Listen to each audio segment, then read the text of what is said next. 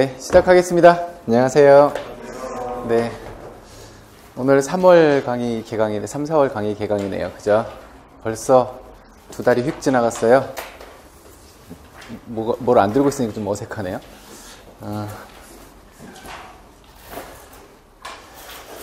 그 디데이를 세봤더니요, 263일 남았어요. 시험까지.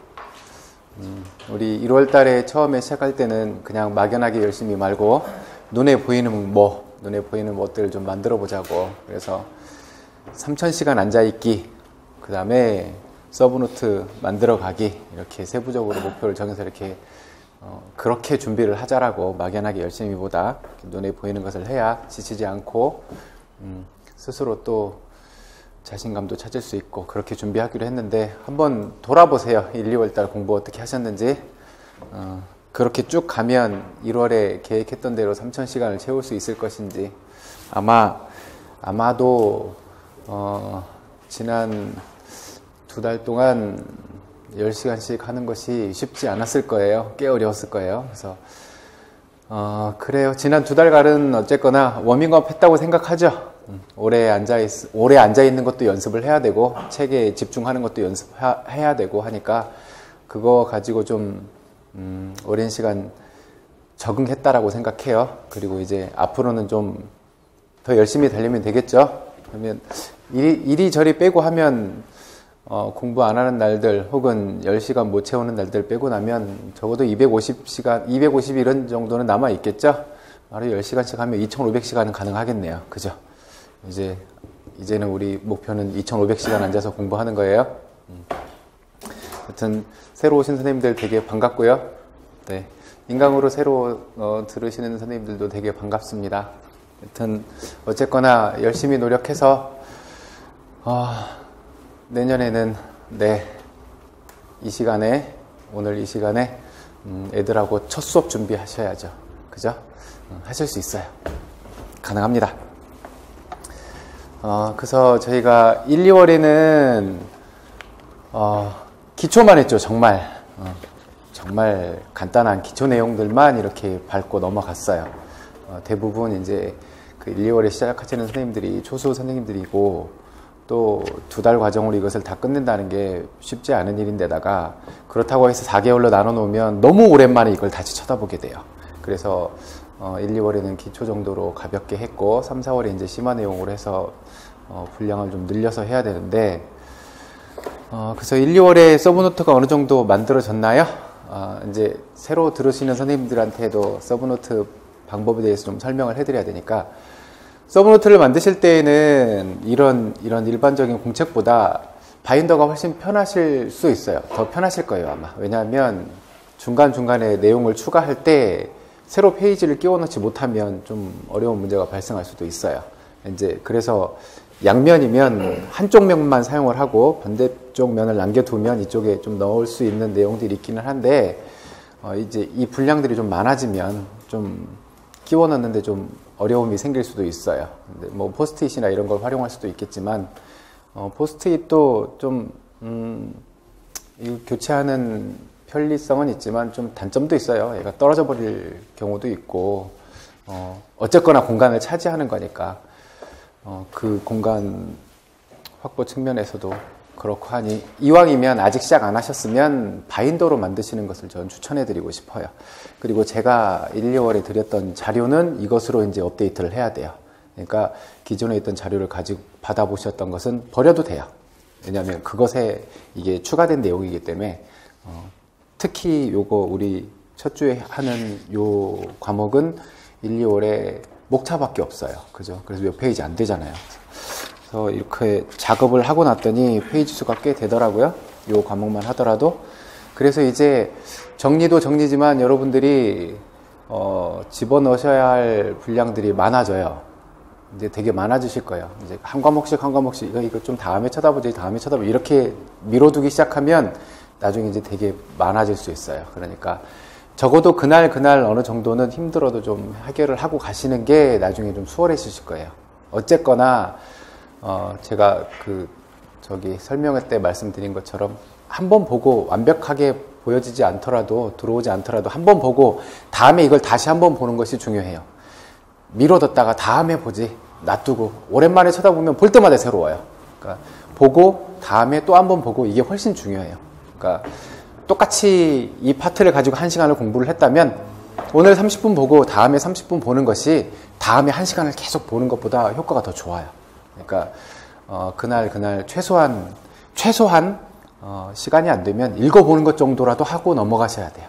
그래야 다음에 만날 때 얘가 안 새로워요.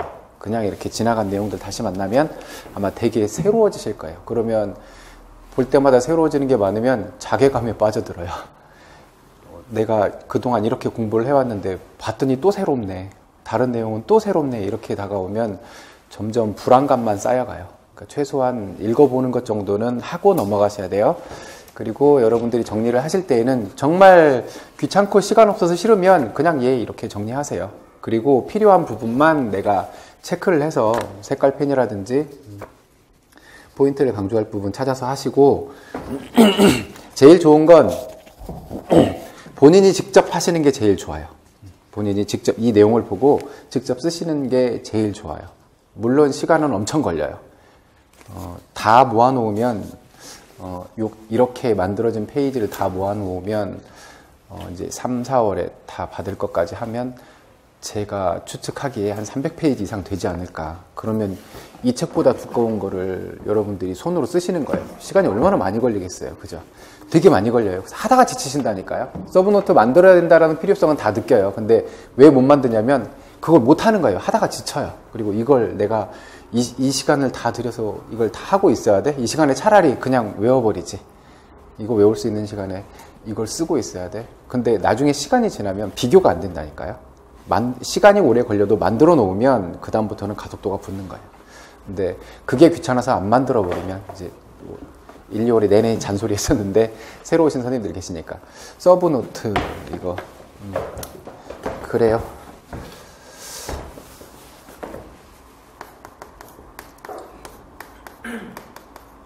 두 달 동안 이렇게 하고 있던 손이 없어지니까 이게 되게 널 데가 없네요.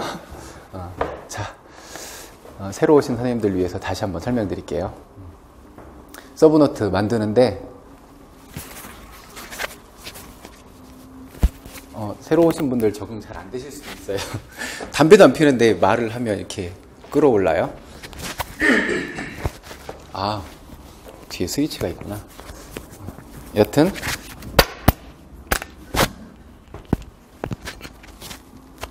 삽질이 없으면 제 강의가 아닐 수도 있어요. 자, 서브노트를 만드시는데 시간이 엄청 오래 걸려요. 시간. 도대체 얼마나 걸릴 거냐. 제가 15년도에 공부할 때 써보니까 1월부터 제가 공부를 시작했어요. 그래서 처음에 만들 때는 손으로 썼어요. 이렇게 노트에. 이렇게 열심히 썼어요. 그 노트에 쓸 때 저는 그 샤프로 쓰는 거하고 볼펜으로 쓰는 거하고 되게 다르더라고요. 볼펜은 미끄러져 버려서 글씨가 좀 안 예쁘게 나오더라고요. 그래서 이쁘게 쓰려고 샤프로 썼어요. 이렇게 막 연습 그 노트 사가지고 거기다 이렇게 막 작업을 했는데, 작업을 하다 보니까 교육과정 있잖아요. 당시에 2009 개정 교육과정 파트를 정리를 다 해놓고, 그때는 이제 있는 내용이니까 그냥 막 이렇게 적고 읽고 적고 이렇게 하고 거의 다 끝날 때쯤에 얘를 다시 한번 쳐다봤는데 이 내용 아닌데? 그래서 얘를 다 갈아엎어야 될 필요가 있겠더라고요. 그래서 이걸 또 써? 그러다가 언제든지 수정이 가능하도록 타이핑을 하자. 그래서 이제 컴퓨터 앞에 앉아서 타이핑을 했어요. 그리고 이걸 다 만들었죠. 만들어서 당시에 같이 스터디하던 온라인으로, 얼굴을 못 보고 온라인으로만 스터디하던 친구들한테 다 보내줬죠. 같이 공부하는. 나중에 봤더니 확인도 안 하더라고요. 다 보내고 이것을 이제 프린트 된 걸로 제가 만든 거니까 프린트 된 걸로 이렇게 공부를 하려고 했더니 정이 안 가요. 제 글씨가 아니잖아요. 그래서 얘를 놓고 다시 손으로 작업을 했어요. 그리고 이렇게 작업을 할 때 문제점이 뭐냐면 예를 들어서 뭘 갖고 할까?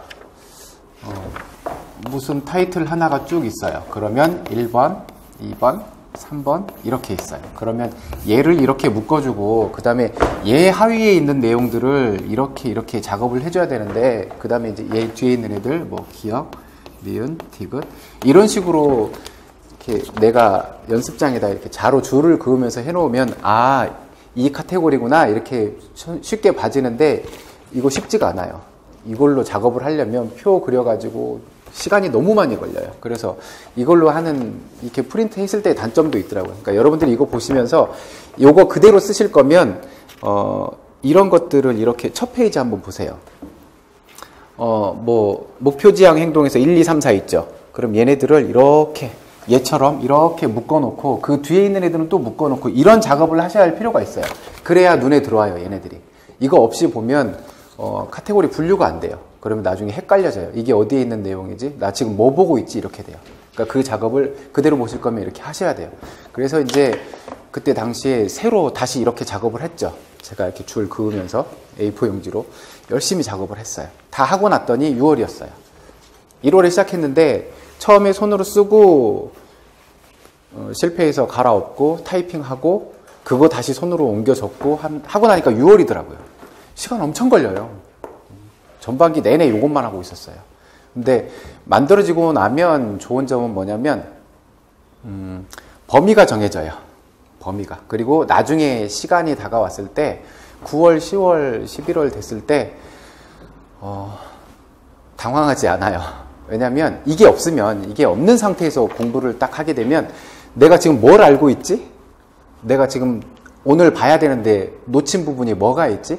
종일 책장만 넘기게 돼요. 계속 책장만 계속. 그래서 그거 체크하지 않으면 책장 넘기는 시간만 되게 길어져요.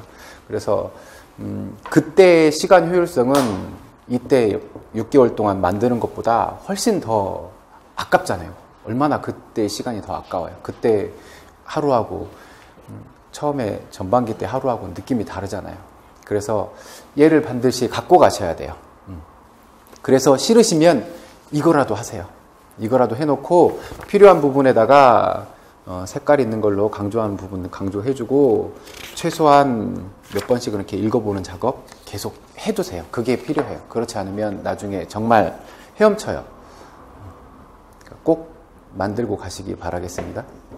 제가 일일이 확인은 못 해봤습니다만 1, 2월에 아마도 서브노트 이렇게 만드는 거 다 못하신 분들이 굉장히 많을 거예요. 또 어떤 분들은 전략적으로 그러셨을 수도 있어요. 이렇게 해놓고 나중에 추가될 내용들이 얼마나 많은지 모르니까 그냥 주어진 자료 놓고 어느 정도 집어넣고 3, 4월에 자료가 온다고 하니 그거 갖고 하자 이렇게 전략적으로 하셨을 수도 있어요. 물론 그래도 괜찮아요. 이게 4월까지만 만들어져도 얼마나 빨라요. 저 이거 하는데 6월에 끝났는데 4월까지만 해도 괜찮아요. 그래서 이제 일단 이게 만들어지고 나면 얘가 중요하다 그랬죠. 몇 회독을 했느냐 얘가 굉장히 중요해요. 그 1, 2월 강의 안 들으신 분들 위해서 또 말씀드릴게요. 제 주변에 그 사법고시 패스하신 분이 계시는데 그분이 당시에 공부하셨던 방법을 얘기해 주시더라고요. 분량이 너무 많잖아요. 너무 많은 분량을 공부를 하잖아요. 그들 책 쌓아놓은 거 이렇게 된다 그러잖아요. 그래서 그 공부하러 들어갈 때 고시원 같은 데 들어가면 그 A4 몇 권 사가지고 볼펜 있죠. 볼펜 몇 타스 사가지고 들어간대요. 그래서 그거 다 쓸 때까지 안 나온대요. 거기 처박혀가지고. 그래서 양이 너무 많으니까 너무 많은 분량을 가지고 공부를 해야 되니까 얘가 만들어진대요. 다 만들어서 내가 봐야 될 페이지만 만들어 놓는 거죠. 그래서 시험이 일주일 남았을 때 또 2차 갔을 때 얘네들을 다 봐야 되는데 언제 이거 다 넘기고 있어요. 2차 때 일주일 동안 이거 어떻게 다 봐요. 그래서 이거 준비할 때 이거 놓고 눈으로 넘긴대요. 그냥 이렇게 서브노트가 만들어져 있으면 이거 그렇지 하고 이렇게 넘어간대요. 그럼 보다가 낯서네 싶으면 체크해서 한 번 더 보고 눈으로 쳐다보는 거예요. 그러면 이미 그동안 1년 동안 내가 다 얘네 외우고 다 집어넣고 했던 내용들이잖아요. 얘네 눈으로 싹 쳐다보면 아 그거야 봤어 하고 다시 상기를 하는 거죠. 쓱 넘어가면 그 다음 내용들도 그냥 상기를 계속하고 그냥 이거 있었어 하고 넘어가는 거예요. 왜냐하면 외웠던 거니까 있었어 하고 시간 내서 내가 입으로 풀어내면 다 풀어진대요. 실컷 다 외웠던 거니까. 근데 이것을 못하고 가는 사람이랑 이것을 하고 가는 사람이랑 비교할 수가 없대요. 그러니까 그분 표현으로 그래요. 어떻게 떨어질 수가 있겠냐고. 얘를 만들어 놓고, 서브노트를 만들어 놓고 하루에 한 바퀴를 돌리는데, 제가 해봤다 그랬잖아요. 6월에 만들어 놓고 책 버렸어요. 아니 안 버렸죠. 책장에 꽂았어요. 그리고 요것만 들고 다녔어요. 서브노트만 들고 다녔어요. 요것만 들고 계속 얘만 반복하는 거예요. 계속 죽도록 반복하는 거예요. 그래서 내가 완벽하게 본 내용은 봤다라고, 내 거야 라고 체크를 해버리고, 좀 이해하는데 좀 노력이 필요하겠네 그러면 좀 필요한 내용이라고 체크를 하고, 또 기출된 내용은 기출되었다고 체크를 하고, 그렇게 해놓고 눈으로 계속 쳐다보는 거죠. 그리고 나서 11월이 되잖아요. 정말 11월에는 이거 있고 없는 차이가 엄청납니다. 원서 냈잖아요. 원서 내고 나서 이제 한 달 후에 시험 봐야 되잖아요. 그러면 이거 없는 상태에서 안 들어요. 그 불안감 때문에 안 돼요. 원서 쓰는 기간 일주일이죠. 일주일 동안 원서 쓰잖아요. 원서 쓸 때 공부 안 돼요. 책장을 들고 있어도 지금 좀 있으면 공고 나왔을 텐데 어제까지 접수자 몇 명이었지? 그거 확인하게 된다니까요. 그거 아니야. 무슨 필요가 있어. 책 봐야지. 안 봐줘요. 안 봐줘요. 시간 되면 가서 확인하게 돼요. 해야 내 마음이 놓이니까. 공부 안 돼요. 일주일 동안. 그래서 보고는 있어도 되게 안 돼요. 근데 그 상황에서 이거 안 만들어진 상태로 책장을 넘기면서 필요한 부분을 찾아서 한다? 안 돼요. 되게 힘들어질 거야. 그래서 얘를 만들어 놓고 몇 바퀴를 돌리느냐. 11월에 한 바퀴 가능하다니까요. 전체 한 바퀴가. 그러면 시험 보기 전까지 우리 11월 24일 날 볼 거니까 11월 달에만 20번 봐요. 이 내용을. 11월 달만 20번을 쳐다봐요. 그런 사람하고 없이 교재 원서 갖다 놓고 11월 동안 페이지만 넘긴 사람하고 비교가 안 돼요. 그렇다니까요. 공부를 아뚱바뚱해서 붙어야지라고 생각하지 마시고 떨어질 수 없는 공부를 하세요. 그렇게 하면 안 떨어져요. 11월 달에 하루에 한 바퀴, 전 과목을 하루에 한 바퀴 돌려보는 이 사람이 20바퀴를 돌려본 사람이 어떻게 시험에 떨어지겠어요? 모르는 내용을 내가 이게 뭐지 시험 문제 붙잡고 할 게 뭐가 있겠어요? 이미 다 들어와 있는데 그냥 알아서 쓰는 거지. 그러니까 얘가 반드시 필요해요. 그러면 힘들어도 시간이 많이 걸려도 지루에 미치겠어도 이 시간이 버려지는 시간 같아도 하셔야 돼요. 만들어 놓으셔야 돼요. 만들어야 가속도가 붙어요. 일단 만들어지면 그 다음부터는 다른 사람하고 경쟁이 안 돼요. 그러니까 꼭 하세요. 정말 귀찮으면 이거라도 꽂아두세요. 그리고 이 안에 있는 내용들은 나중에 집어넣는 것은 오래 걸리지 않아요. 꼭 만드시기 바라겠습니다. 그리고 이 자료는 필요하시면 주변에 널리 알리세요.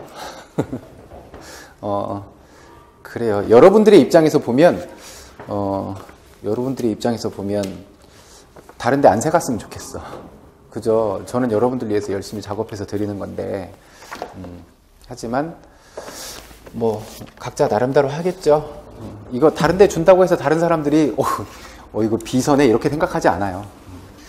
그렇게 생각 안 해요. 자기가 만든 것 아니면 별로 이렇게. 그래서 옛날에 저 그 말씀도 드렸었죠. 이거 만들고 나면 보관 잘 하시라고. 밥 먹으러 갈 때도 들고 가시라고. 독서실, 사람들 많이 쓰는 공용 독서실에서도 들고 화장실 가세요. 정말. 예전에 이거 잊어버려서 울던 사람 봤다니까요. 10월에.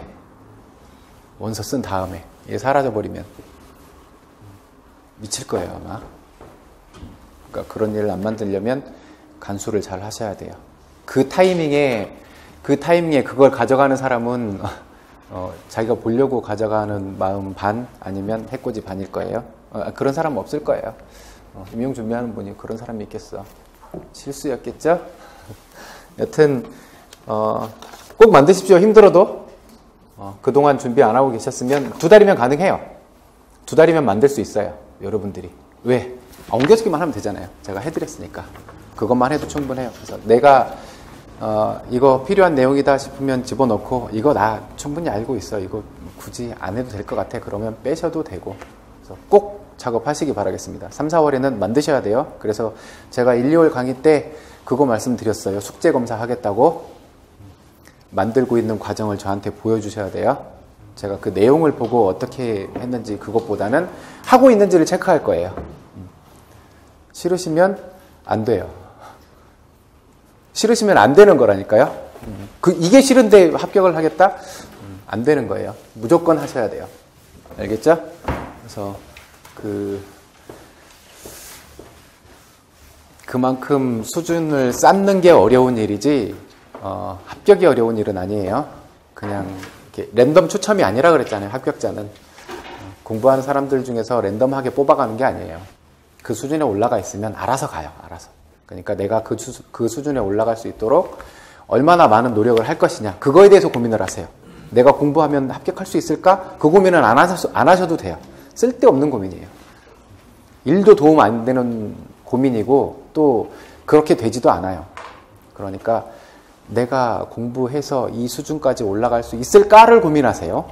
올라가면 알아서 모셔가니까요. 알겠죠? 그러면 자, 이제 3, 4월 강의 출발해볼까요? 첫 번째 과목이네요. 우리 처음 들으시는 선생님들, 제가 이 교재를 앞에서부터 차례대로 안 나가요. 이 과목 하다가 갑자기 건너뛰어서 저기 하고 갑자기 막 일로 왔다가 이렇게 해요. 이제 만들 때는 거기까지 고려하지 않고 만들었는데 이제 수업을 하려고 생각을 해보니까 이거 다음에 이렇게 하는 게 낫겠어라고 생각을 해서 다시 이렇게 바꿨어요. 그러니까 다음 책에 나올 때는 그렇게 만들겠지만 우선은 이렇게 왔다 갔다 한다라는 거 좀 양해해 주시기 바라겠습니다. 그리고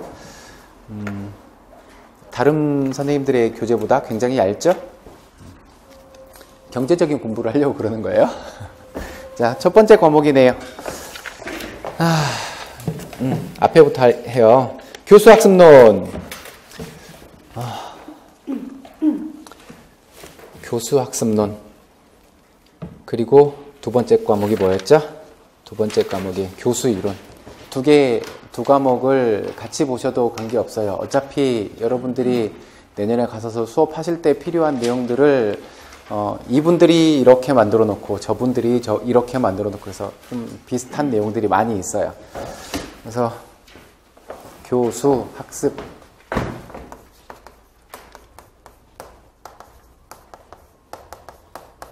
빈손이라도 이렇게 해야 될까 봐요. 교수 누구 입장이에요? 교사 입장이죠. 얘는 학생의 입장이죠. 그래서 당장 여러분들이 내년에 합격하시잖아요. 합격하고 가시면 오늘이 7일이죠. 3월 3일부터 이제 수업을 하시잖아요. 3월 2일 날 입학식 하고 그날부터 당장 수업에 들어갈 거예요. 그러면 여러분들이 그동안 배워오면서 공부하시면서 내면화 시켰던 이 내용들 이거 가지고 여러분들이 가서 수업을 하셔야 되는데 잠깐만요. 저 수업 준비 좀 하고요. 안 해줘요. 부장님 저 이거 수업해야 되는데 아무도 안 해줘요. 자기 거 자기 거 하기도 바빠요. 여러분들이 당장 가서 수업하셔야 돼요. 당장 바로 투입이에요.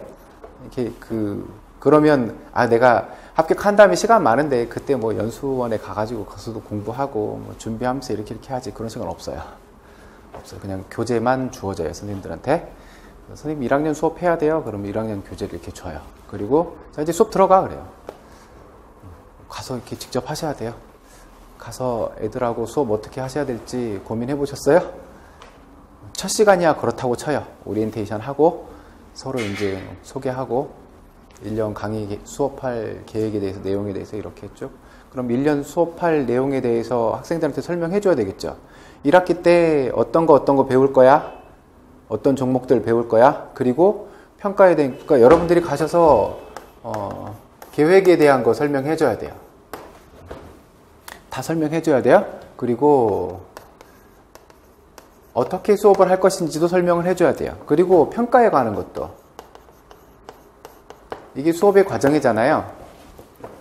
계획을 해야 할 거고 그 계획대로 이제 실행을 해야 될 거고 그 다음에 끝나면 평가해야 될 거고, 그러면 첫 시간에 가서 여러분들이 이런 계획에 대해서 학생들한테 다 얘기를 해줘야 돼요. 그러면 뭔가 만들어져 있어야 된다는 얘기잖아요. 그죠? 만들어져 있지 않은 상태에서 자, 1학기 때 니네 축구 좋아하잖아. 1학기 때 축구하자. 농구 좋아하잖아. 2학기 때 농구하자. 내가 이렇게 하고 싶다고 해서 이렇게 돼요? 안 돼요. 왜? 나만 수업하는 게 아니잖아요. 나 혼자만 수업하는 게 아니잖아요.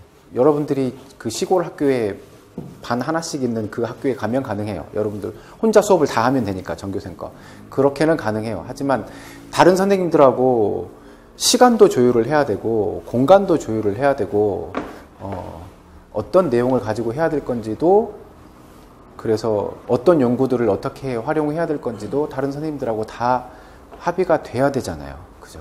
그래서 가서 여러분들이 아마 제일 먼저 주어질 일이 기획 일을 주어질 거예요. 그러면 체육부장님을 보좌해서 체육과의 전반적인 일들을, 전반적인 실무에 대한 것들을 다 한다고 생각하시면 돼요. 그러면 첫 번째 주어지는 게 연간 계획서를 만들려고 해요.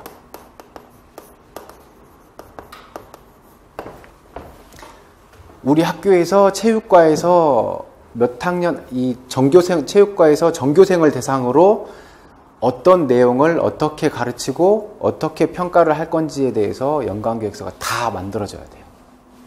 부장님이 주죠. 연간계획서 만들어. 작년 건데 작년 거 참고해서 만들어 라고 주죠. 주면 여러분들이 이거 만드셔야 돼요. 다. 여러분들이 1학년 담당한다면 1학년 거는 여러분들이 계획을 세우시면 돼요. 혼자 1학년 전부를 다 담당하신다면 혼자 세우시면 돼요. 근데 전반은 내가 하고 또 후반은 다른 선생님이 하신다면 둘이 협의해야 되겠죠. 어떤 내용 가르칠까요? 어떻게 가르칠까요? 평가는 어떻게 할까요? 이것에 대해서 다 그 협의가 돼야 되겠죠. 다른 학년 선생님은 다른 선생님 거 받아서 집어넣으시면 될 거고, 얘가 만들어져야 가서 애들한테 설명해 주겠죠. 이렇게 하기로 되어 있어, 이렇게 계획이 세워졌어 라고 설명을 해 주시겠죠. 그러면 이제 이것까지 해서 OT 때 다 했다고 쳐요. 그럼 이제 두 번째 시간 여러분들이 가셔서 직접 수업을 시작해야 돼요.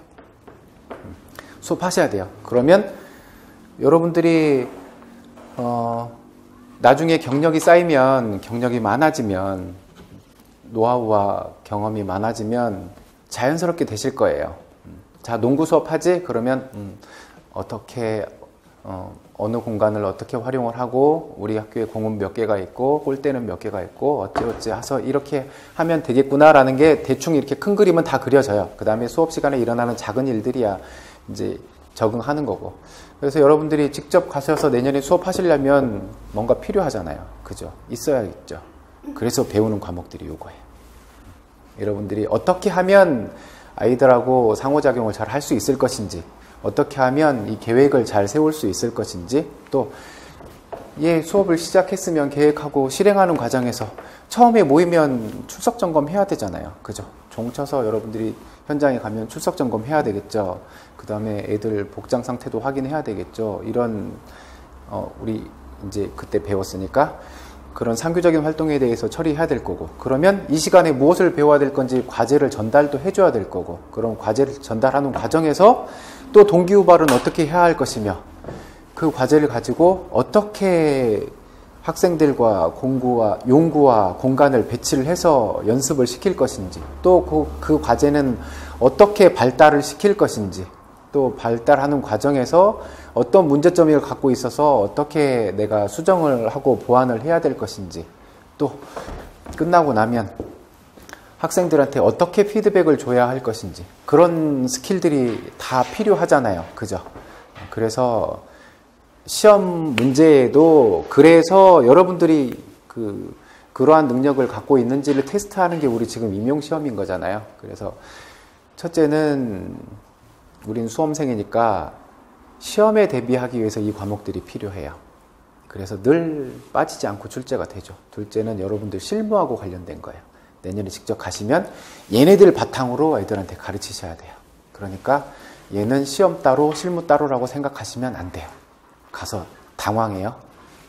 그래서 여기 있는 내용들을 보시면 어떤 내용들은 시험에 이렇게 나올 수 있겠네 라는 내용들이 있어요. 또 어떤 것들 보면 이런 문제가 시험 문제로 나오기엔 너무 시시콜콜하고 일반적인 내용들이잖아 라고 해서 버려버리면 내년에 당황하게 돼요.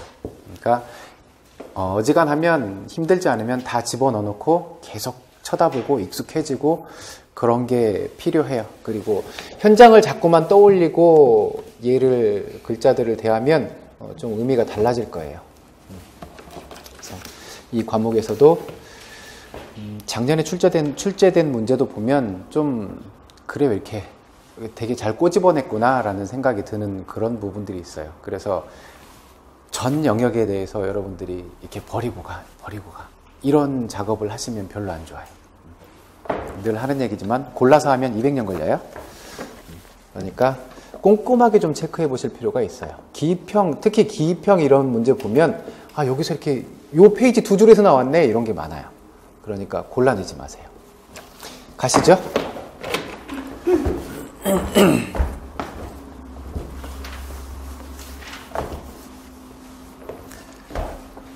자, 먼저 나온 게 교수죠. 여러분들의 입장에서 학생들을 가르쳐야 될 거잖아요. 그죠? 가르친다라고 하는 것은 학생들에게 어떤 행동을 기대하는 거잖아요. 어떤 결과를 보여주기를 기대하는 거잖아요. 그래서 목표를 가진 행동이죠. 목적을 가진 행동이죠. 그래서 교수는 유목적적인 활동이다라고 이야기하고 있어요. 목표지향적인 행동이라고. 그러면 목표는 우리 체육과에서만 가지고 있는 세 가지 영역의 목표가 있죠. 그죠? 심동적 영역, 인지적 영역, 정의적 영역. 심동적인 영역은 운동 기능과 관련된 것이고, 인지적인 영역은 사고력, 문제 해결력과 관련된 것이고, 정의적인 영역은 품행, 태도와 관련된 것들이었죠. 그래서 1, 2월 달에 그 말씀도 드렸어요. 심동적 영역이야 우리 실기평가하면 돼요. 그죠? 실기로 평가하면 되는 거였고, 그 다음에 정의적인 영역은 학기 말에 지필고사 보면 됐었어요. 그러면 이제 태도에 대한 평가, 정의적 영역에 대한 평가는 어떻게 해야 할 것이냐. 제일 많이 하는 게 그거예요. 체육복 입었네? 안 입었네? 체크리스트 만들어 놓고 체육복 안 입고 왔네? 감점. 체육복 입고 오면 가는 거고. 그래서 정의적 영역이라고 하는 것이 체육복을 입었느냐 안 입었느냐를 가지고만 평가하기에는 너무 편협됐다라고 생각할 수밖에 없잖아요. 그죠? 물론 그것도 포함될 수 있다라고 볼 수는 있어요. 수업에 대한 준비도니까. 수업에 대한 준비를 했느냐에 대해서 평가를 하는 거니까 그것도 물론 평가 항목에 포함될 수는 있지만 그것만 가지고 정의적인 영역을 다 평가하기에는 너무 좁은 부분 아니냐 하는 거죠. 정의적인 영역에 수업 준비도만 포함된 것은 아니잖아요. 학생들한테, 다른 친구들한테 얼마나 배려를 하고 있는지, 또 친구들하고 얼마나 협동심을 발휘하고 있는지, 또 얼마나 능동적으로 참여를 하고 있는지, 그런 부분들까지 다 체크가 되어야 되잖아요. 그래서 되게 기준을 100점에서 100점으로 기준을 두고 체육복 안 입고 올 때마다 5점씩 감점. 그래서 수업 시간에 뭐 특별하게 다른 친구들한테 도움을 준다거나 뭐를 한다거나 그냥 이렇게 피동적으로 그냥 이렇게만 해도 체육복만 잘 입고 가면 정의적 영역에 대한 것은 100점을 다 맞고 갔잖아요.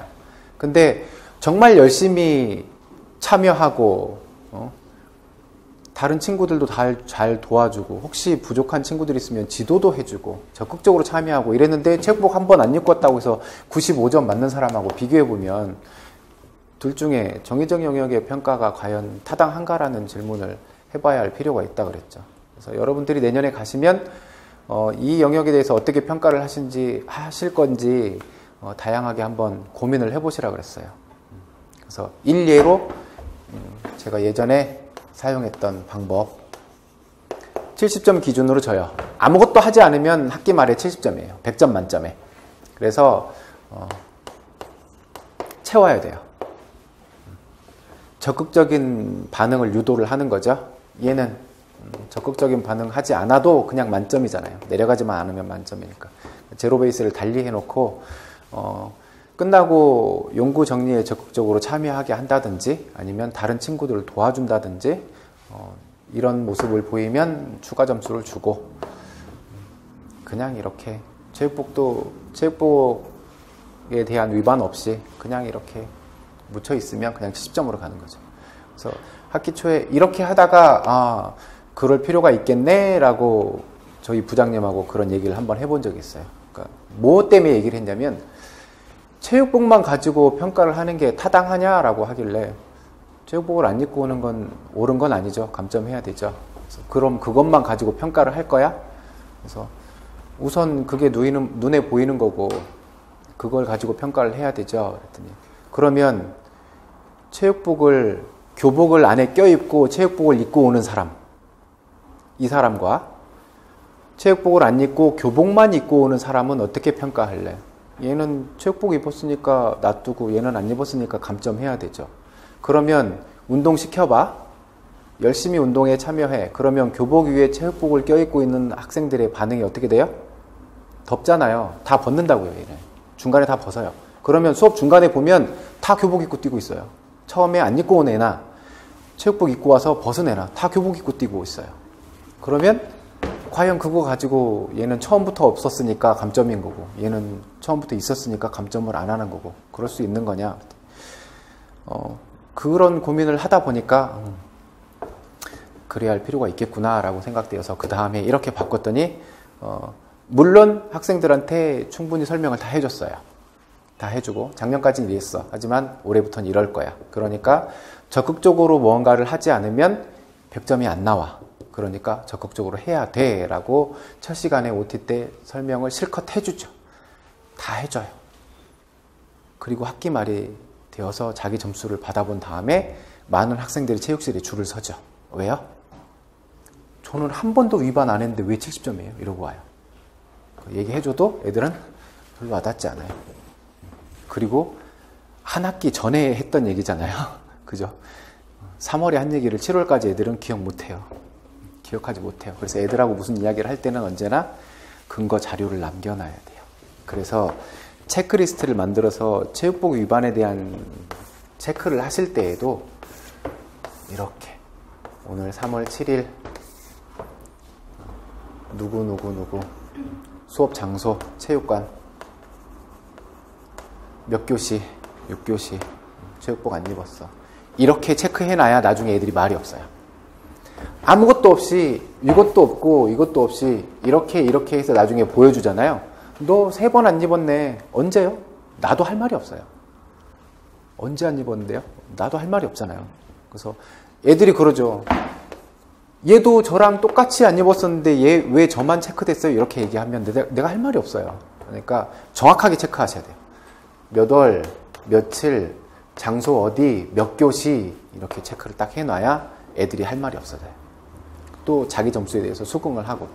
그러니까 애들은 여러분들처럼 의미를 두고 길게 기억하지 못해요. 늘 남겨놓으셔야 돼요. 특히 평가에 관한 것은 더더욱 평가에 관한 것은 전에도 말씀드렸죠. 애들이 편애한다라고 생각을 하면 협조하지 않아요. 편애한다라고 생각하면. 그래서 항상 공정하게 대하는 자세가 필요해요.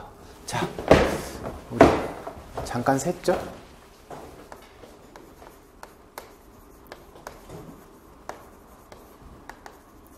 요목적적인 활동이라 그랬어요. 그래서 목표의 3가지. 심동인지 정의 얘기했죠? 그리고 더 중요한 건 실현 가능한 목표.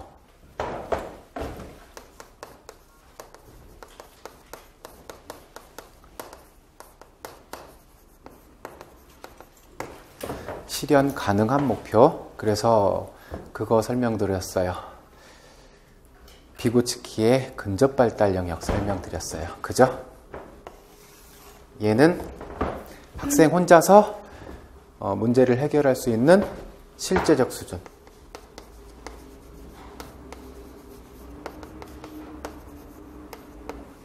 그리고 저 밖은 잠재적 수준. 바로 이 부분. 이 부분이 학생들 혼자서는 해결할 수 없고 학생들이 혼자서 해결할 수 있는 부분과 학생들이 해결할 수 없는 부분, 요 사이의 영역, 이게 근접 발달 영역이라고 했죠. 얘는 어쩌면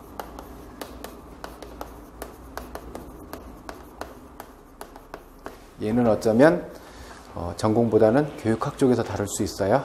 그 교육학 시간에 물론 배우셨겠지만 다시 한번 본다라고 생각하세요.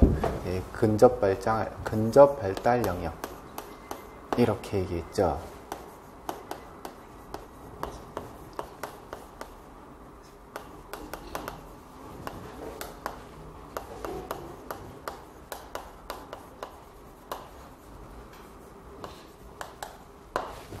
그래서 여기 요 영역은 학생들이 혼자서는 해결할 수 없지만 주변 사람, 교사나 성인이나 유능한 동료의 도움을 받으면 해결할 수 있는 영역, 도움으로 해결할 수 있는 영역.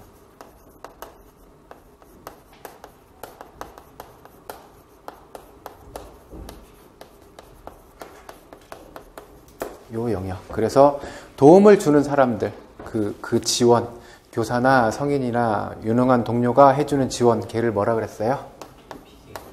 비계라고 했죠. 여기까지 얘기했어요. 그래서 실현 가능한 목표, 얘는 여기에 요 안에 목표를 설정을 해놓고 수업을 하면 아이들이 따분해 하겠죠. 왜? 뭐 수업 때 다루지 않아도 내가 이미 충분히 할 수 있는 내용인데 무슨 재미가 있겠어요. 여기에 둬버리면요, 내가 다 할 수 없는 일이면 애들이 재미없어요. 너무 어려운 과제여도 애들의 의욕은 떨어져 버리죠. 그래서 요 영역 안에 있는 얘를 해서 요 수준을 점점 키워가라는 거죠. 이렇게 실제적 수준을 점점 키워가야 성장이 이루어지는 거니까. 그래서 실현 가능한 목표. 그래서 참고로 또 하나, 실현 가능한 목표 설정과 관련해서 떠올랐던 것 또 하나 있었어요.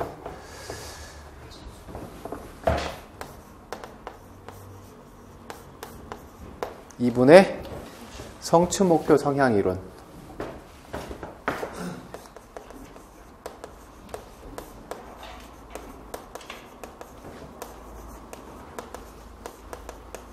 그래서 두 가지 성향의 사람이 있다고 그랬죠? 하나는 자기 성향인,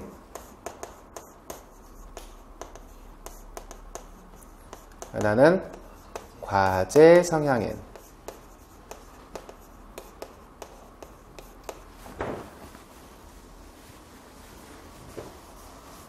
자기 성향인은 비교의 기준이 타인과 비교. 그래서 이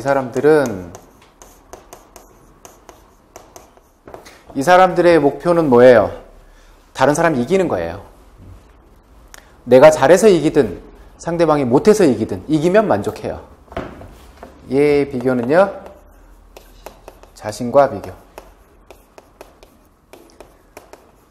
그래서 내가 일정 수준의 능력을 발휘하면, 기능을 발휘를 하면 만족을 하는 거고, 이겼어도 그 발휘를 못하면 실망하게 되죠. 더 잘할 수 있었는데 라고. 그래서 이들은 과제를 선택할 때, 이거 지워도 되죠?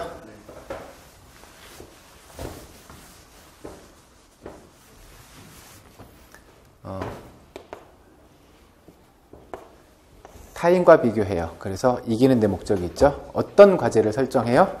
쉬운 과제. 아니면 너무 어려운 과제.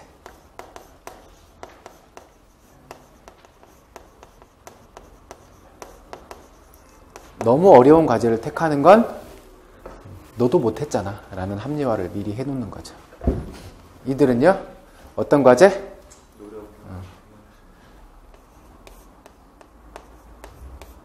약간 어려운 과제,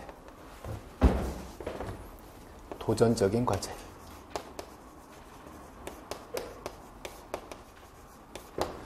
그래서 이들은 연습량이 증가해요. 자유시간의 연습 증가.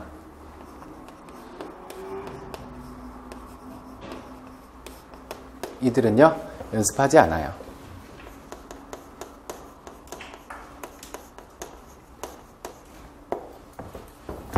실현 가능한 목표와 관련해서 얘도 살펴본 적 있어요.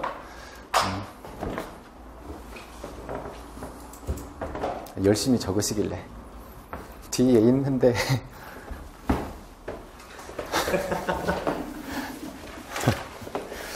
자, 19페이지 보시죠. 실현 가능한 목표 수립.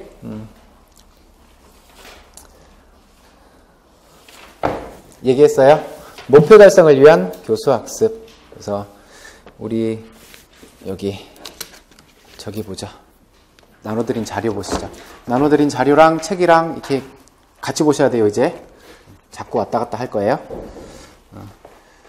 학습 환경은 학생들에게 목표 성취를 기대하면서 체계적인 경험이 가능하도록 교수 학습 환경을 조성하는 것.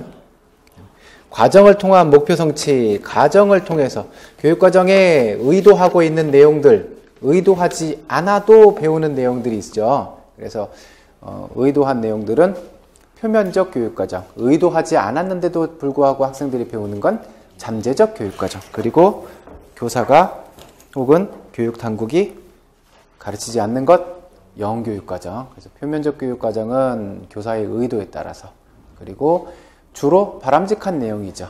교육이라는 단어 자체가 바람직한 변화니까 바람직한 내용들을 이야기하는 거고, 또 교과를 통해서, 교사를 통해서 학생들이 배워가는 거죠. 또 수업은 일시적인 내용이니까 비교적 이 내용들도 일시적이죠. 시간이 지나면 잊어버리잖아요. 잠재적 교육과정. 잠재적 교육과정은 의도하지 않았어요. 교사가 의도하지 않았는데 학생들이 배우는 거죠. 이게 잠재적 교육과정이죠. 그래서 바람직한 것뿐만이 아니라 바람직하지 못한 것도 학생들이 배워버려요. 여러분들이 내년부터 가서 수업을 하시잖아요. 그러면 내가 의도하지 못한 것, 나는 느끼지 못한 것, 학생들이 나의 특징을 파악해서 어떤 반응을 보일 때 많아요. 그런 부분들이 잠재적 교육과정이죠. 그래서 저는 사투리를 쓴다고 할 수도 있겠구나. 그 당시엔 사투리를 쓰지 않았는데 아이들의 사투리가 때로는 재밌잖아요. 그래서 하나씩 따라했더니 애들이 되게 어색해 하더라고요. 됐네요. 그래서 교사의 태도나 행동에 영향을 많이 받아요, 학생들이. 그리고 여러분들이 은연중에 쓰는 말투들 애들이 많이 배울 거예요. 그래서 여러분들이 수업 시간에 욕을 하시잖아요. 애들이 그거 그대로 해요. 여선생님들, 그래, 다 성인들이니까 괜찮아. 저가 1반 담임을 하고 있을 때 2반 담임선생님이 여선생님이었는데 초임이었어요. 졸업하고 그 해에 합격했어요. 그러니까 24이죠? 24 초임 여선생님이었어요. 이제 그 학기 초에 이제 모여서 이제 애들 어떻게 해야 되냐고 막 이렇게 고민하고 되게 수줍게 말도 우리 선생님들 앞에서 본인도 너무 수줍은 거예요. 그러니까 말도 잘 못해요. 그래서 되게 막 얼굴 빨개지고 정말 새색시처럼 되게 조심하고 조심했었는데 어느 날 이제 청소 시간에 애들이 청소 잘 안 해요. 지난번에 제가 뭐 하면서 얘기했죠. 애들한테는 다 얘기해줘야 한다고. 몇 분 또 해드려야지. 처음 들은 분들도 계시니까. 지겨워도 들으세요. 처음에 청소구역을 애들한테 이렇게 배정을 해줘요. 배정을 해주고 이제 1번부터 몇 번까지는 교실 청소, 몇 번부터 몇 번까지는 복도 청소, 몇 번은 화장실, 몇 번은 화단으로 나가, 다 정해줬어요. 이제 교실에 갔죠? 애들이 이제 알아서 책상 나르고 쓸고 이렇게 할 줄 알았어요. 그랬더니 애들이 안 해요, 청소를. 그래서 청소 안 하고 뭐 하는 거야? 그랬더니 이제 제 눈치 보고 이제 한 명씩 책상 막 나르고 이래. 쓸고 날라! 이제 다 하고 한쪽에서 닦고 있고 한쪽에서 쓸고 있고 쓸고 닦아야지! 애들이 이제 걸려놓고 우왕좌왕해요. 그래서 나중에 알고 봤더니 그거예요. 애들은 누가 쓸 것인지, 바닥을 쓰는 역할은 누가 할 것인지, 닦는 것은 누가 할 것인지, 또 누구는 책상을 날라야 할 것인지 정해줘야 돼요. 심지어 1분단은 1번하고 2번이 날라, 2분단은 3번하고 4번이 날라, 이걸 다 정해줘야 돼요. 닦는 거는요, 5번이 1분단 닦아, 6번이 2분단 닦아, 이렇게 다 정해줘야 돼요. 그렇지 않으면 안 해요. 그러니까 저도 오래돼서 잘 기억이 안 나는데 저도 그랬겠죠. 뭐 청소 시간에 열심히 청소했겠어요. 안 하려고 막 그랬겠죠. 이제 저 기억에는 이제 올챙이적 기억 못 한다고 열심히 그냥 알아서 우리끼리 교실 청소 잘 했는데 얘들은 왜 못해라고 생각했을 텐데 그때 선생님 그랬겠죠. 뭐 니들도 똑같았어 그러겠죠. 그렇다고 하잖아요. 어른들이 요즘 애들 싸가졌다고 하는데 그런 얘기는 성균관 때부터 있었다고. 그래서 일일이 다 정해줘야 돼요. 다 전부 다. 뭐다 여기 왔죠 지금? 그 선생님. 청소 시간에 갔는데 그 반 애들이 청소를 잘 안 하고 있었을 거 아니에요. 이제 한 학기가 지났어요. 2학기. 한 학기 지나고 2학기가 됐는데 제가 이제 청소 시간에 다 이제 애들 청소하고 이러고 그리고 중요한 건 선생님들이 임장을 안 하잖아요. 이 자리에 없잖아요. 청소 이루어지지 않아요. 안 해요. 보고 있어야 해요. 그래서 늘 이렇게 돌아다니면서 다 봐야 돼요.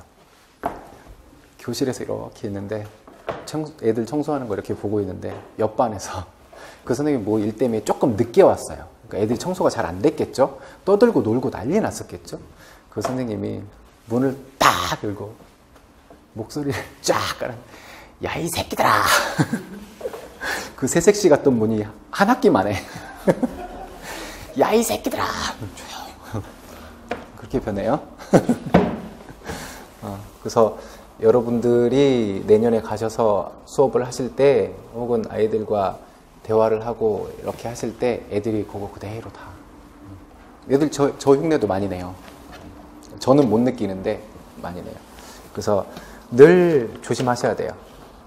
여기에는 바람직한 것보다는 바람직하지 못한 것에 애들이 더 관심이 많아요. 왜? 그거에 더 즐거움을 느끼니까. 또 그걸 함으로써 주변 친구들이 반응이 더 재밌어 하니까. 그래서 바람직하지 못한 것까지 잠재적 교육과정에. 또 학교 생활은 길죠. 3년 내내 다니잖아요. 그래서 여기 표면적 교육과정에서 배우는 교과에서 잠깐 배우는 것보다 훨씬 더 길죠. 항구적이죠.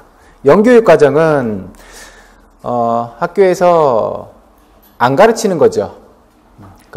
거기에 선택성과 배제성 이렇게 나와 있는데 학교가 소홀히 하거나 의도적으로 가르치지 않는 것, 배제해버리는 거죠. 예를 들어서 제가 우리 체육사 파트에서 일본은 그냥 휙 하고 넘어갔죠? 이런 것과 비슷해요. 우리나라 정서상 일본의 체육 내용을 가지고 우리 임용시험에 낸다는 건 욕먹기 딱 좋은 일이에요. 그래서 그냥 휙 지나가도 돼요. 그런 부분. 그 다음에 선택성은 교사의 마음에 계획되어 있는 교육과정. 이런 것과 같아요. 진화론을 가르치려면 창조론을 얘기하면 안 되잖아요. 이런 거죠.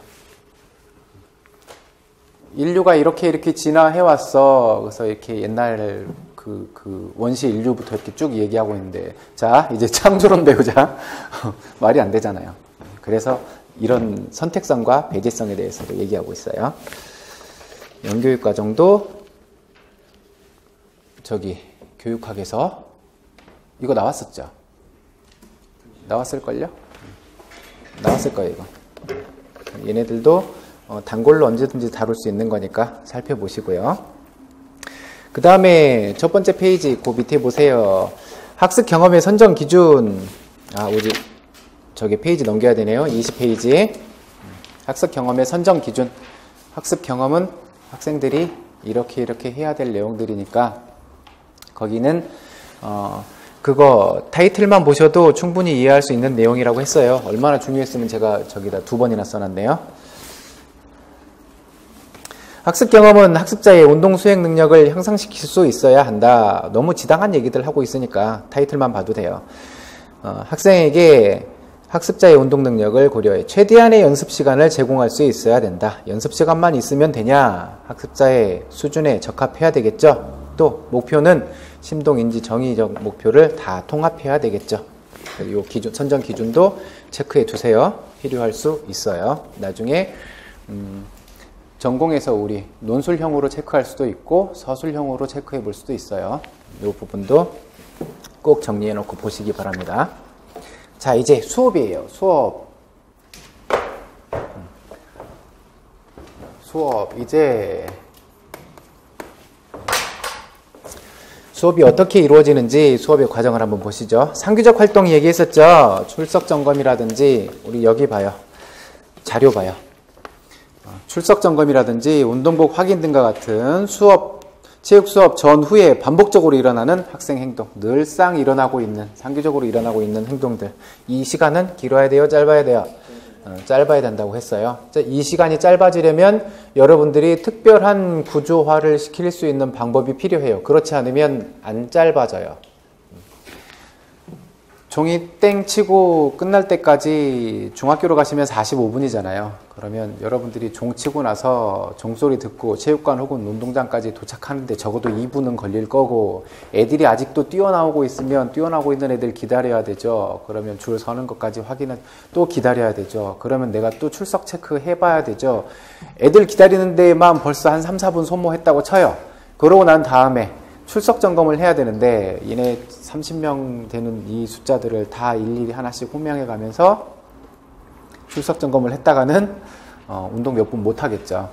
그러면 출석 점검 시간을 어떻게 내가 줄여서 확인할 수 있을 것인지 그것도 한번 고민해 보시라 그랬어요. 단순히 그냥 줄만 쫙 세워서 줄만 서서 이렇게 보고, 그런 방법도 있어요. 줄 딱 세워놓고 뭐 사열 횡대로 서라든지 줄을 서게 되잖아요. 그럼 36명인데 하나가 펴 35명이야. 그러면 누가 안 왔어? 그 사람만 체크해보면 애들은 알잖아요. 애들은 알죠. 누가 안 왔는지. 누가 안 왔어요. 혹은 이게 첫 시간이 아니라면 출석부 상에 있어요. 이미. 출석부 상에 1, 2교시에 얘가 왜 안 왔는지 체크가 돼 있어요. 그것만 봐도 체크는 돼요. 금방 체크는 돼요. 이렇게 보고 몇 번 안 왔네? 네, 그러면 체크하고 한 명 빠진 게 얘니까 그렇게 체크하고 넘어갈 수도 있어요. 근데 이제 그런 다양한 방법들에 대해서는 여러분들이 고민을 한번 해보시라는 거고, 그 다음에 이제 체육복 점검하는 것, 그러면 체육복 안 입은 학생들을 보고 예를 들어 한 4명이 체육복을 안 입고 왔어요. 4명 나와. 번호 대 몇 번 체크하고, 그러고 나면 그것도 시간이잖아요. 이렇게 시간 갔죠. 또 환자 파악도 해야 되겠죠. 그러고 나면 준비 운동도 해야 되잖아요. 이렇게 뺏기는 시간들이 너무 많아요. 그래서 그런 구조화를 하지 않으면 조금 시간을 많이 손해볼 수 있어요. 참고로 그 부분은 누구도 터치하지 않아요. 아무도 터치 안 해요. 이런 정도의 조언은 해줘요. 주변에 계시는 다른 선생님들이 너무 수업 준비 시간이 길어. 한번 생각해봐. 이렇게까지는, 이런 정도의 조언은 해줄 수 있어요. 그게 너무 길어서 계속적으로 문제가 발생되고 주변에서 그게 눈치가 채지면 그런 얘기는 할 수 있어요. 근데 누구도 터치하지 않아요. 여러분들이 애들 출석 점검하고 준비 운동하고 과제 설명하고 애들한테 과제 연습을 시킬 때까지 한 20분 걸려. 그래도 누구 얘기 안 해줘요. 아무도 얘기 안 해. 내가 책임지고 가는 거야. 나 혼자 책임지고. 그러면 그 불만은 누구한테만 쌓여요? 애들한테만 쌓여가고 있어요. 그래서 여러분들이 수업하실 때 그런 부분을 조금은 어느 정도의 압박은 받으시면서 하실 필요는 있어요. 안 하면 그래. 여튼 늘 이런 고민을 한 번씩 해보실 필요가 있어요. 이 시간은 분명히 줄어들어야 하는 시간이에요. 또 조를 편성한다든지 팀을 편성한다든지 그리고 장소를 이동한다든지 이럴 때도 분명히 이동하는 이런 시간들도 짧아져야 되잖아요. 그러면 그런 시간들도 어떻게 여러분들이 관리를 할 것인지 그런 것에 대한 고민도 하셔야 돼요. 이제 상규적 활동 끝나고 나면 과제 제시해야 되겠죠. 학생들한테 오늘 어떤 내용 배울 거야. 그러면 과제를 전달할 때 1학기 때래 1, 2월 달에 했던 거 한번 떠올려 볼래요? 과제 전달하는 방법 3가지 있었어요. 과제 전달. 오늘 이거 배울 거야 라고 얘기를 해요. 여러분들이 언어로. 아니면 또 하나는 시범을 보일 수도 있겠죠. 그것도 싫으면 내가 어제 운동하다 다리가 부러졌어. 근데 오늘 축구 시범을 보여줘야 돼. 근데 시범이 안 돼. 그러면 매체를 통해서 보여줄 수도 있다 그랬죠. 이렇게 3가지 방법으로. 그리고 이제 지도 행동과 운영 행동, 지도. 말만 생각해 보면 이건 어려운 문제 아니에요. 지도 행동. 애들 학습 과제에 대해서 직접 가르치고 있는 행동이에요. 운영 행동은 수업을 운영하는 거죠. 팀 편성해주고, 용구 배분해주고, 장소 이동시키고, 수업 운영과 관련된 것. 그래서 지도 행동은 22페이지 표 안에 있는 거, 지도 행동은 위에 거부터 보고 가시죠. 운동 과제를 직접 가르치는 교수 행동, 운영 행동은 과제 행동을 위해서 필요한 학습 환경을 조성하는 것. 지도 행동은 과제 수행 방법을 설명하고, 과제 수행 관찰하고, 과제 수행 도와주고, 피드백도 줄 것이고, 운동 과제 수정하고 발전시킬 거고, 그런 게 지도와 관련된 것. 운영 행동은 용구와 공간 정리하는 것, 팀 구성하는 것, 부적절한 행동 제지하는 것. 얘네들이 운영 행동에 해당하겠네요. 자, 교수 기능. 교수 기능. 우리 자료 2페이지로 가시죠. 그래서 행동주의적 입장과 인간주의적 입장을 비교해서 봤어요. 행동주의는 자극에 대한 반응이죠. 그래서 외부 환경이 어떻게 자극을 주느냐에 따라서 학생들이 어떤 반응을 나타나냐이기 때문에 환경의 영향을 더 중요하게 생각하죠. 인간주의적 입장에서는요, 학생들이 스스로 문제를 해결하고 창조적으로, 능동적으로 참여하는 데 목표를 두죠. 그래서 행동주의 입장에서는 교사는 조작자예요. 내가 자극을 어떻게 주면 학생들이 어떤 반응을 나타낼 거니까 내가 처음부터 끝까지 다 준비를 해야 되죠. 그래서 교사 중심적으로 교사가 조작자의 역할을 하고, 인간주의 입장에서는요, 교사는 안내만 해주면 되죠. 그래서 학생의 역할은 교사가 치밀하게 준비해오면 거기에 창조적일 거 필요 없어요. 그냥 그대로 따라만 하면 되니까, 지시에 따르기만 하면 되니까. 인간주의 입장에서는 폭넓은 경험에 창조적이고 능동적으로 참여하고요. 교수 과정은 교사 중심, 행동주의는 교사 중심적. 교사가 모든 걸 준비하고 지시하고 다 해주면 되니까, 학생들은 그거에 따르기만 하면 되니까. 인간주의적 입장은 학생 중심적이죠. 학생이 능동적이고 적극적으로 참여를 해야 되니까요. 교수 결과는 행동주의적 입장에서는 수업 내용에서 다룬 것들, 수업 내용에서 교사가 다루고 가르쳐준 것들. 인간주의적 입장에서는 다양한 방법이겠죠. 본인들이 능동적으로 자의에 의해서 자기가 직접 참여를 하고 폭넓은 경험을 했을 테니까 개성이 되겠네요. 교사의 성격적 특성. 교사가 어떻게 해서든지 내용을 전달만 해주면 돼 라기보다는 학생들의 성격과 수준과 취향이 다양하잖아요. 그러면 그 학생들의 수준에 맞춰서, 환경에 맞춰서 얼마만큼 효율적이고 효과적으로 전달해 줄 수 있는지, 그거에 대한 고민을 해봐야 된다는 얘기예요. 교사의 성장 의지. 아무 생각 없이 그냥 오늘 1시간 수업하고 와야지 라고 생각하면 늘 똑같아요. 그래서 여러분들이 늘 고민을 해보고 이 부분에 대해서 어떻게 해야 되는지, 그래서 내년에 가시면 저 활동도 하셔야 돼요. 교과 연구회 활동도 해보세요. 그 지역마다 체육교과 연구회가 있어요. 교과 연구회에 가시면 어떤 내용들을 가지고 어떻게 가르치는 게 더 효율적이더라, 또 새로운 지도 방법들 연구하는 분들 많아요. 거기에 가셔서 활동을 하시면 도움을 많이 받으실 수 있어요. 그게 귀찮고 시간적으로 제약이 많으면 주변에 있는 경력교사, 부장교사하고 그런 것들에 대해서 얘기를 좀 많이 해보실 필요가 있어요. 그래서 그거 하라고 만들어 놓은 제도 있었죠? 수석교사.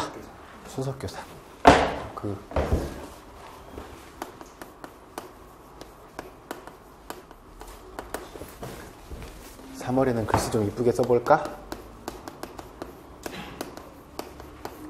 그렇지? 바로 될 리가 없잖아. 자, 수석교사. 이분은 뭐냐면 평교사들 있죠. 이분들 중에 승진을 하면 관리자로 가시잖아요. 그죠? 관리자. 누가 있어요?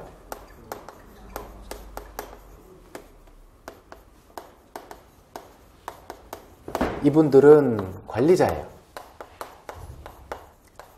관리자 라인이에요. 그리고 나머지 분들은 그냥 평교사인 거죠.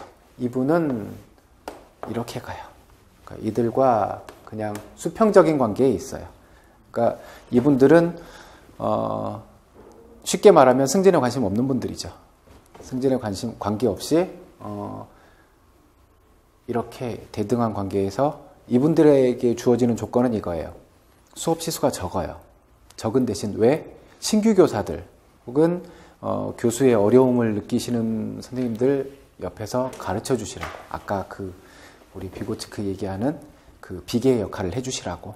수업 시간이 적고 이렇게 만들어 놨는데 그래서 많은 분들이 학교에 이렇게 수석 교사들 많이 계셨는데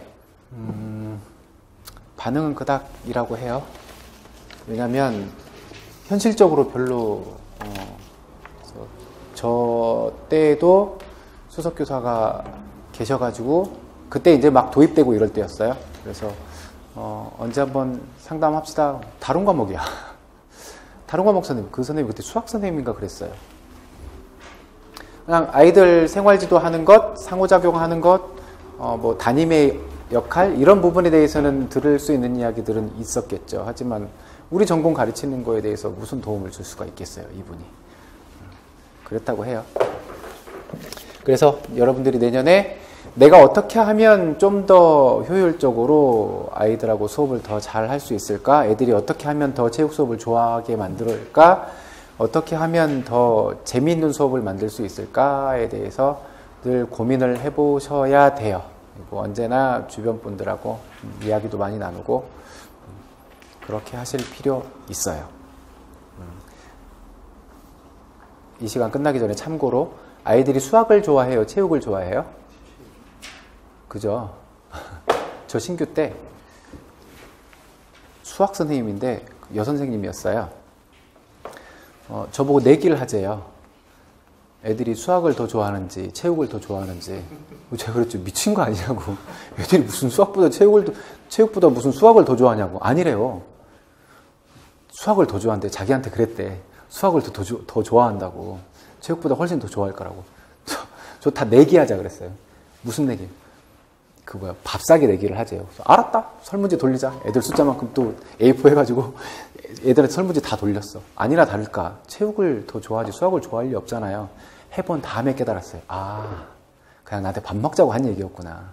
쉬었다 가겠습니다.